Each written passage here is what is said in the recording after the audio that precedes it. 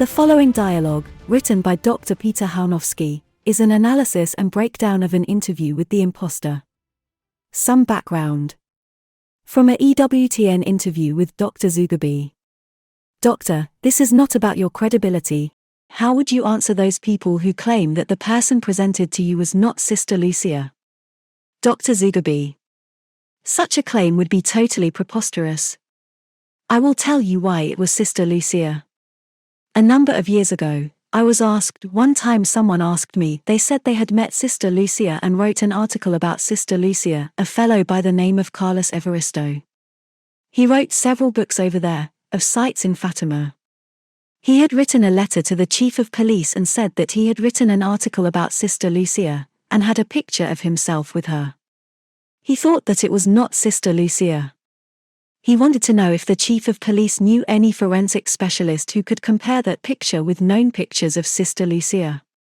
He came to me, and I went ahead and did a complete study, called an anthropomorphic study, of the photos showing that it was definitely the same person. I'm very, very familiar with what Sister Lucia looks like after looking at a whole big bunch of pictures. I know exactly what she looks like, in all ways. Dr. Hanowski.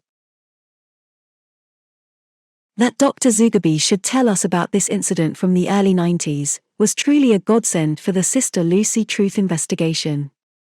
Dr. Zugibe and Carlos Evaristo were two of the most prominent defenders of the identity of the false Sister Lucy in the late 90s and early 2000s. That Zugibe should admit that right after Evaristo interviewed Sister Lucy, he was so convinced that he had met an imposter, that he actually went to the Portuguese police to ask if they had investigated this, indicates clearly that the fraud was more than evident to him at this time. That the police should send him right to Zugibe, to solve a problem that no one took as a problem at that time, shows that there was, and is, a network of cover-up that seeks to silence word of what has become increasingly obvious. Evaristo saw and cried fraud, likewise, we see, and prove, and cry fraud. Is this dishonest? Now from an article by Dr. Hanowski. Why is an analysis of the 1992 to 1993 interviews important? We must give the most reasonable explanation for her contradictory statements because, if true, they change our entire understanding of Fatima. We document them here as extraordinary and undeniable evidence of how the post-1960 Sister Lucy's words contradict everything the pre-1960 Sister Lucy said. Until now there have been essentially two ways to look at these interviews. One either accepts them at face value or one doesn't. Most people in the mainstream church who have heard about these interviews accept their content at face value, like this. John Paul II's 1984 consecration was accepted by heaven, even if not satisfying every condition previously thought necessary. Mr. Evaristo, Dr. and Mrs. Zugibe and mainstream Catholics have accepted these points. Questions from Dr. Hanowski. We have three simple questions to pose to Mr. Carlos Evaristo. 1. Did you ask Dr. Frederick Zugibe to investigate whether or not the woman who met you in both 1992 and 1993 was the real Sister Lucy dos Santos of Fatima? 2. Was Dr. Zugibe telling the truth when he said, Carlos Evaristo came to me, and I went ahead and did a complete study? 3. Did you provide Dr. Zugibe with the pictures that he would use to authenticate the identity of Sister Lucy of Fatima? Did you provide him with any materials whatsoever to further his investigation? Now, a summary of Sister Lucy's points during the 1992 to 1993 interviews. As we have noted, in these interviews Sister Lucy contradicts almost everything that she had formerly said and makes many other bizarre statements. Here she introduces a completely novel understanding of the Fatima message from everything she wrote about formerly, but one that is complementary to the propaganda of the Vatican. 1. She denies that the third secret was supposed to be revealed in 1960 even though it was she herself, who had indicated that the secret ought to be revealed by 1960 or upon her death, whichever came first. 2. She states, in agreement with the Vatican, that the secret was intended only for the Pope, but he could have revealed it if he had wanted to.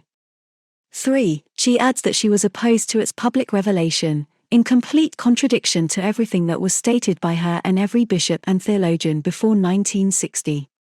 4. She declares that John Paul II's consecration of March 25, 1984, was valid even though it involved only a majority and not all Catholic bishops. 5. She claims that John Paul II's consecration avoided a nuclear war in 1985. 6. She says that Russia did not need to be mentioned explicitly by name in the consecration since the year 1929 had passed and the errors of Russia had already spread. These are striking contradictions for the seer who formerly complained over and over that Popes Pius XI and XII had not precisely followed the request of Our Lady in each particular step and detail. 7. She notes that Gorbachev was an instrument of God in the process of the conversion of Russia. 8. She clarifies that Our Lady never said the conversion of Russia would be to Catholicism nor even to Christianity. Rather, it would be a conversion from militant atheism to that of any country that respects the free will given to men by God, the freedom to choose between good and evil. 9. She also asserts that the annihilation of nations does not refer to actual nations or physical war, but a spiritual annihilation that was the result of atheistic communism.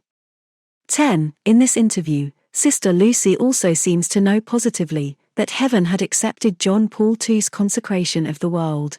Yet when asked in 1947 about Pius XII's 1942 consecration, Sister Lucy admitted she did not know whether heaven had accepted it because it had not been revealed to her. Yet at that time, she had not hesitated to add that Pius XII's 1942 consecration did not follow Our Lady's request exactly. Evaristo documents that Sister Lucy would repeat her certitude about John Paul II's consecration to Dr. and Mrs. Zugibe, who visited her in 2002, asking whether the consecration was completed. 11. Sister Lucy further claims in this interview that the conversion of Russia has concluded because of the end of atheistic communism. 12. Also, she explains that World War II was a war against the Jews, who continue to be a chosen people of God.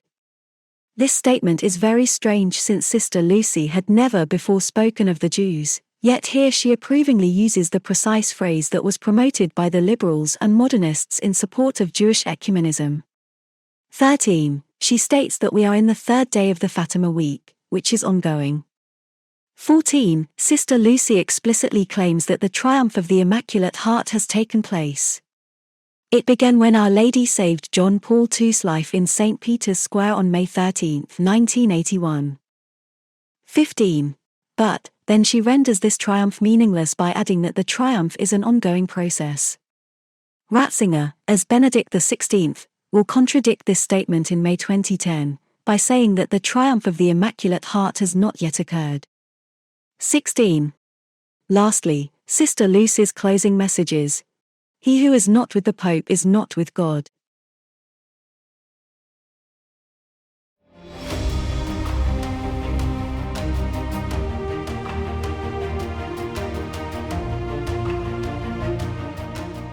In these two interviews, Sister Lucy contradicts nearly every statement she herself had made for the past 70 years regarding the details of Our Lady's requests at Fatima for the consecration of Russia as well as the details of the third secret.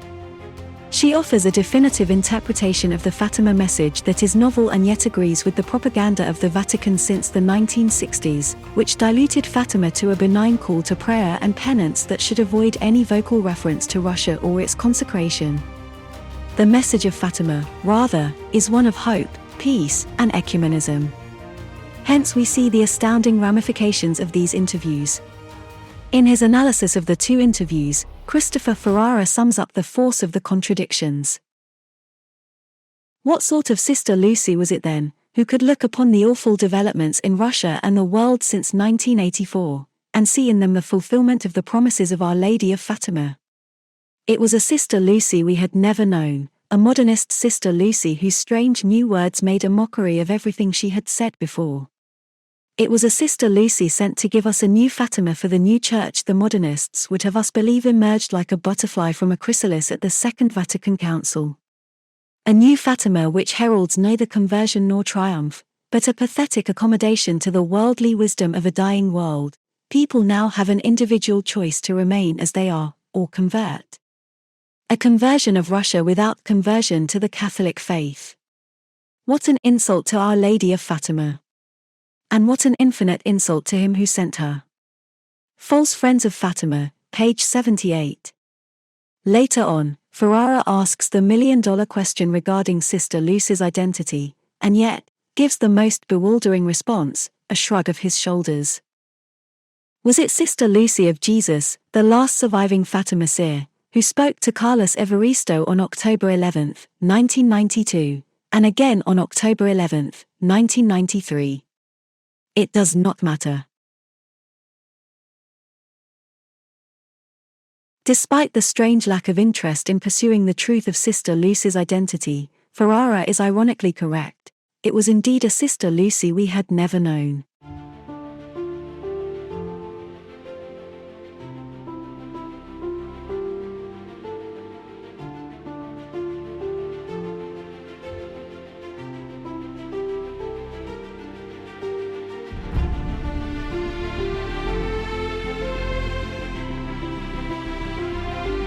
Would Christopher Ferrara care to do an interview with Dr. Peter Hanowski regarding this topic?